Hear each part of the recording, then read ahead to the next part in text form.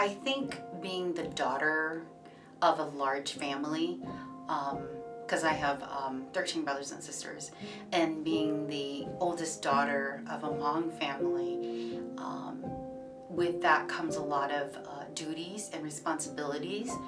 And so from a very young age, I was taught to learn how to cook and feed and my brothers and sisters, and just run the house at a very young age.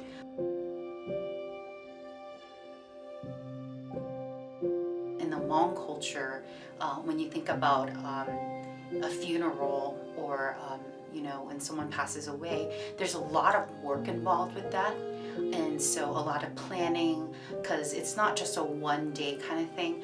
It's like typically in the old country, it could last as long as 7 days, but here in the United States, it's the longest it's probably 4 days.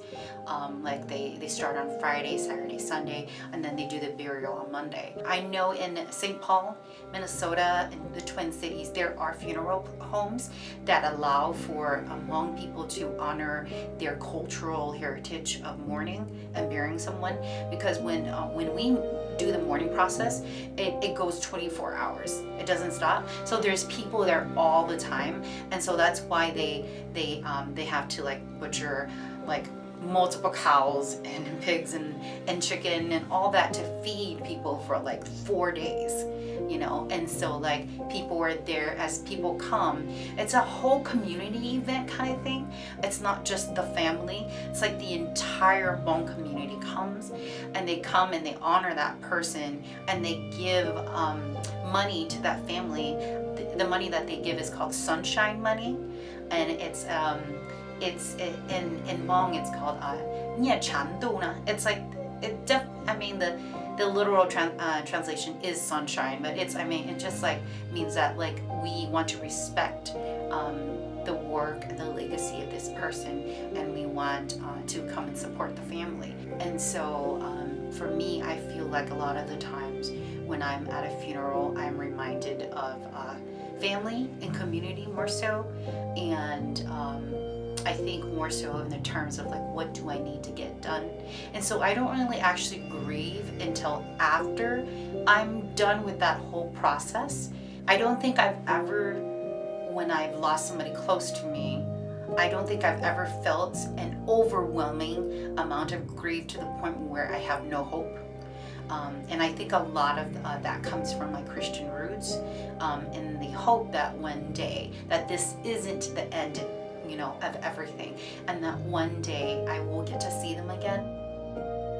Traditional Hmong funerals are more of like, it's very loud.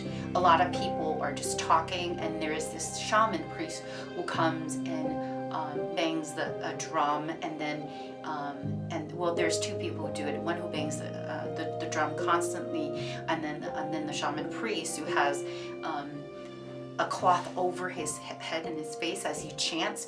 And the whole process of that is to guide and lead the spirit of the deceased person into back into their former life, and then all of their former lives, and taking them through that step so that they can reconnect with their ancestors back to their homeland in China.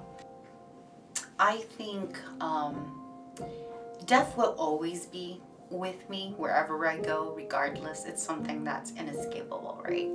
So I don't really think about it as much, and it's not something that's always lingering in the back of my mind. I know it's there, but I don't really focus on that. And generally, I'm a very optimistic person. I always see the glass as half full more than half empty, and so and generally I'm a very joyful and happy person. So because of my characteristics and my personality and my just demeanor in general, I think that really helps me to with my grieving process as well, and especially everything that's going on with so much injustices in the world.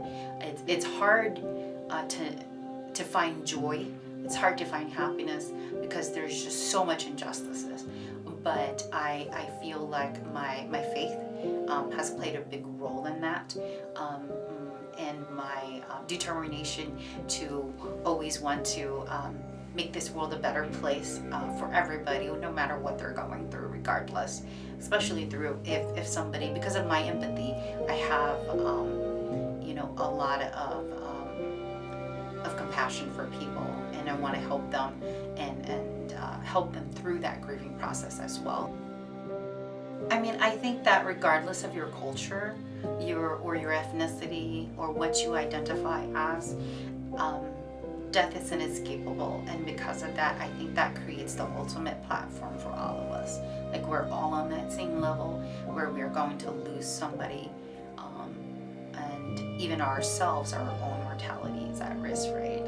And I feel like when we think about all the injustices of this world, or the inequities, and I feel like that's the sad as it sounds, and morbid, but it's also reality. That's the platform. Is like, everybody's gonna die regardless, and to know that, and not take for granted,